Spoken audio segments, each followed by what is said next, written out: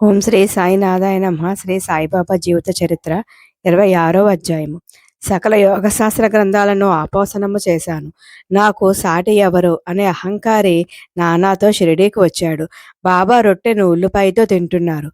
అది చూసి పచ్చి ఉల్లిపాయను తినే ఇతడు నాకేం సమాధానమిస్తాడు అనుకున్నాడు. బాబాను చిన్నచూపుగా చూస్తూ అది గ్రహించిన బాబా, నానా, ఉల్లిపాయను తిని జీర్ణం చేసుకోగలిగిన శక్తి గలవారే ఇది తినాలి అన్నారు. అది విన్నా యోగి ఖంగుతున్నాడు.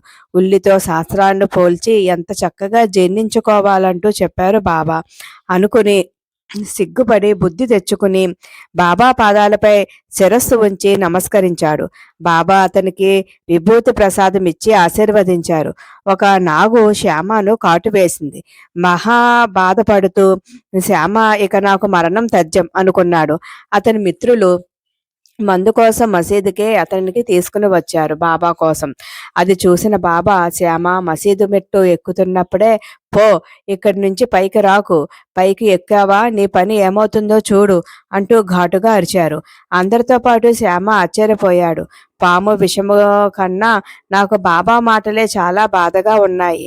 పాము కరిచి నేను బాధతో తన ఆశ్రయం కోరి వస్తూ మసీదు మెట్లు ఎక్కుతుంటే పొమ్మంటూ అరుస్తారా అనుకుంటూ బాధపడుతూ వెనక్కిపోయాడు శ్యామ.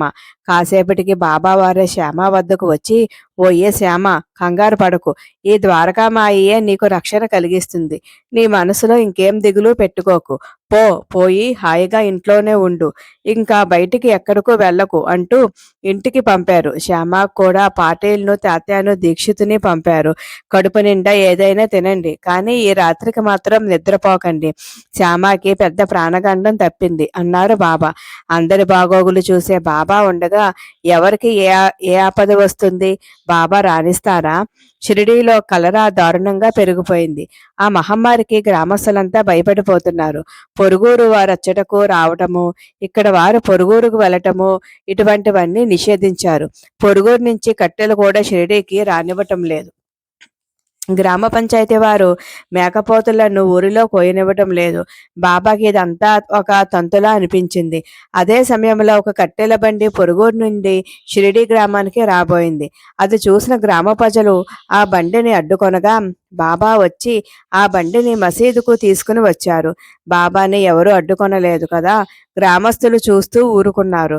నిత్యమో హోమాగ్నిని వెలిగించు సోమయాజీ బాబా అని ఎవరికీ తెలియదు. అందుకే ఎక్కువగా కట్టెలు కొని ఉంచేవారు. ఒకరు ఒక ముసలి మేకపోతుని తెచ్చారు. బడే బాబా అక్కడే ఉండటం చూసి, బాబా అతనిని, ఈ మేకలు అతనిని ఒక్క వేటుతో నరికివేయి అన్నారు ఆజ్ఞ వేస్తూ. బడే బాబా అంటే బాబాకు చాలా ఇష్టము, గౌరవము. మసీదులో తన ప్రక్కనే కూర్చుండపెట్టుకునే బాబావారు మొదట చిలుమును అతనికిచ్చి అనంతరము తాను పీల్చేవారు. బాబా ప్రతిరోజు బడే బాబాకు 50 రూపాయలు ఇచ్చేవారు. బడే బాబా చనిపోయినా ఆయన భౌతిక కాయముతో కొంత దూరము వరకు వెళ్ళి తన కృతజ్ఞతను తెలియజేసుకున్నారు. అంతటి ఆత్మీయత సంబంధము ఉండేది బాబాకు, బడే బాబాకు. అయినప్పటికీ బడే బాబా ఆ మేకను చంపుటకు ఇష్టపడలేదు. బాబా శ్యామని ఆజ్ఞాపించారు. శ్యామ కత్తి తెస్తానంటూ వెళ్ళి రాధాకృష్ణమయ్య ఇంటనే ఉండిపోయాడు. ఆ పని తనకి ఇష్టం లేక, బాబా మాటని కాదనలేక అప్పుడు అక్కడికి దీక్షిత పంతు వచ్చాడు. బాబా అతనిని ఆజ్ఞాపించారు. దీక్షితు వెంటనే ఆ పనిని చెయ్యబోతే అందరూ ఆశ్చర్యపోయారు. బాబా, నీవు బ్రాహ్మణుడవు కదా, ఈ ఈ మేకను చంపుతావా అంటూ అడిగారు.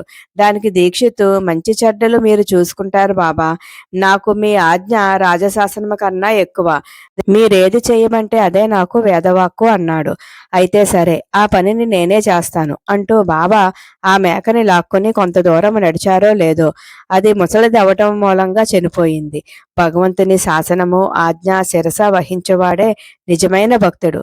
ఓం శ్రీ సాయినాథాయ నమః.